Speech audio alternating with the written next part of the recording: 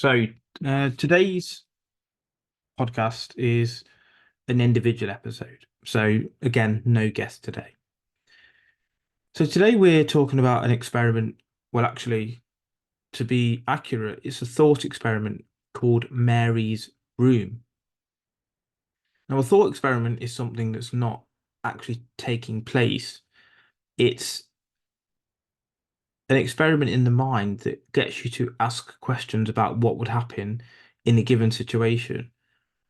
Now, actually, thought experiments are the predecessor to real experiments in an extent, because how can you have a physical experiment without first thinking about the experiment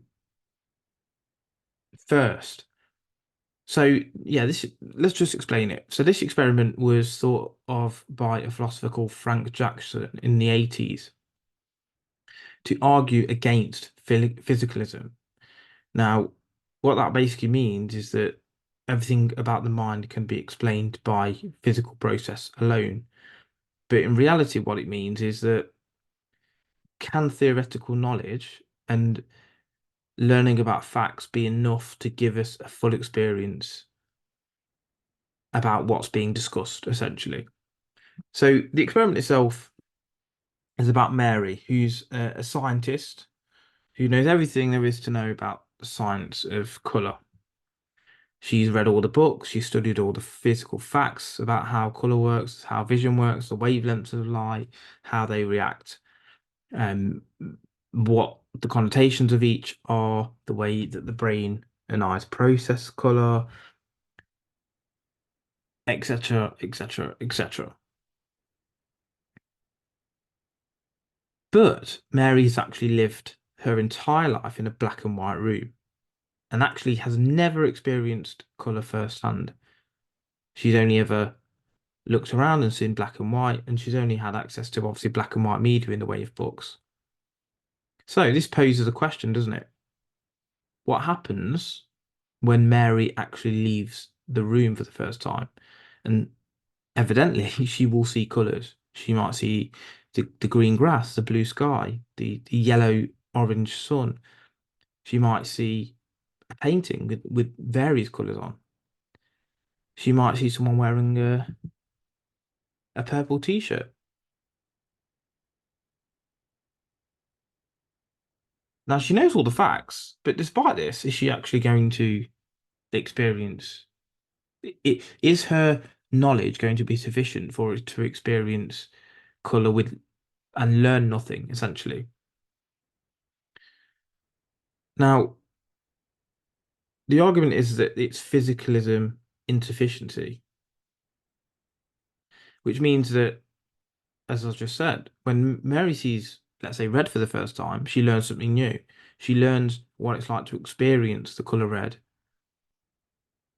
And it's not something that can be captured by facts alone. So what does this imply? That actually we need conscious experience called qualia to really understand something. Conscious experience then involves knowing more than just the facts. Facts alone are not enough. Imagine learning about how to drive and thinking you can drive. Imagine learning about how to sell and thinking you can just go out there and sell. Imagine reading about how to play golf and just going out there and thinking you can play golf. Now, yes, there is going to be some benefit to that, but the nuance and the feeling that you get through your fingers when you drive, or through the pedals and through the golf club, or the pressure that you feel if you're trying to make a sale, is not something that can really be explained through facts alone. So there is a discrepancy then between knowledge and experience, or facts and consciousness, essentially. So there are some criticisms to this, and some philosophers argue that it's the ability Mary gains when she sees the colour. It's not that she gains new knowledge, it's she gains the ability to see the colour. And this is what's called the ability hypothesis. Another argument is that It's the acquaintance hypothesis. So she gains acquaintance knowledge, a direct experience. She experiences the knowledge basically of what it's like to see, and it can add to what she's already got in the way of read knowledge or learned knowledge. But some people say actually those are both suggesting that it still comes down to process and physicalism anyway. So it's still about facts, but it's just that you're experiencing the facts as opposed to reading about it. So what does this suggest overall? For me, it suggests that yes, reading is beneficial and it will give you a head start, but you actually need to experience things to get the full effect.